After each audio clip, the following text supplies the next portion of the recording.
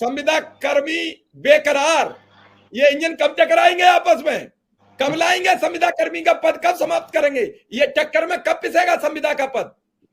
मिश्रा जी आप गवाह हैं, कल ही इतना बड़ा काम हुआ है आपके सामने, जो 7-8 महीने से आप लोग और हम लोग सब मेहनत कर रहे थे, तो उसका रिजल्ट कल आया है।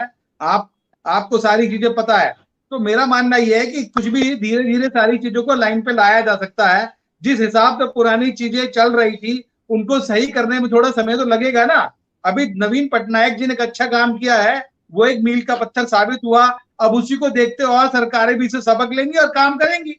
ठीक है, अब मेरे मित्र को हम लोग जिस सब्जेक्ट पे बात करें वो अच्छा है। अब कुर्ते का रंग देख के या मेरी शर्ट का रंग देख के हम किसी की भावनाओं को तोड़ने लगे तो मुझे लगता नहीं कुछ होने वाला है। आपने कहा दूसरे पर मन चौकी है सवाल, कुर्ते का रंग आपने उठाया था, यहाँ कुर्ते की कोई जिक्र नहीं था, ये आपने सवाल किया है। चलिए आप लोग भिड़ जाएंगे, इसीलिए मैं बड़ा शांति से प्रोग्राम करता हूँ। कांग्रेस भाजपा भिड़ने लगी और मैं आगे बढ़ता हूँ।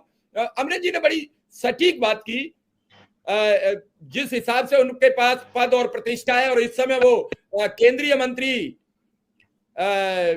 जो बेगूसराय से सांसद हैं, आप लोग समझ गए होंगे, ठाकुर साहब हमारे, उनके वहां भी है।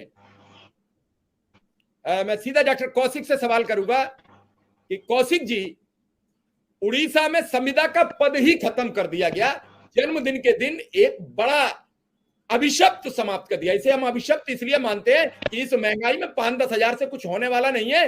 और आज मैं उस अनुदेशक को अपनी श्रद्धांजलि अर्पित करता हूं जो ड्यूटी पे गया हुआ था और कुचल कर उसकी मौत हो गई। उसके परिवार को इस दुख की घड़ी सहने की भगवान से प्रार्थना करता हूं कि उसे हिम्मत दे, हौसला दे। उसके परिवार में कोहराम मचा हुआ है। मैं फिर उसे श्रद्धांजलि देते हुए अपनी बात आगे रखता हूं कि डॉक्टर कौशिक जी, संविदा का पद क्यों नहीं समाप्त करने में सरकार, क्या जब उड़ीसा जो सबसे बीमारू प्रदेश गिना जाता था एक बार आज वो समाप्त कर सकता है, तो उत्तर प्रदेश जहां पूर्व मुख्यमंत्री 3,000 करोड़ का बजट पेश होता है वहां 6,000 करोड़ तक जाता है, 6 लाख हजार करोड़ तक, और वहां ये बजट दुगना हो गया, लेकिन संविदा वहीं के वहीं। देरी क्यों? देखो मिश्रा जी, जो भी राजनीतिक दल सत्ता में पहुंचता है तो वो नहीं चाहता कि जनता उससे नाराज हो। बहुत सारी मजबूरियां हो सकती है सत्ता में पहुंचने के बाद।